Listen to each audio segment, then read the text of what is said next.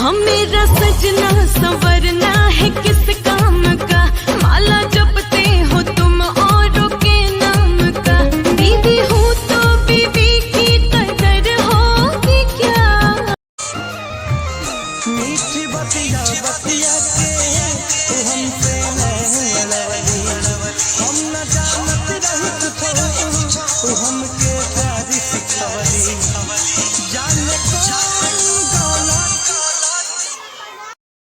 नया यार से याराना भइलबा, सनम दोसरा के दीवाना भइलबा।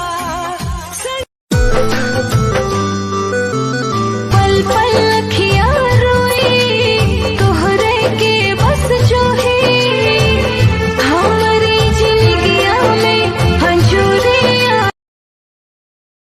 नया यार से याराना भइलबा, सनम दोसरा के दीवाना।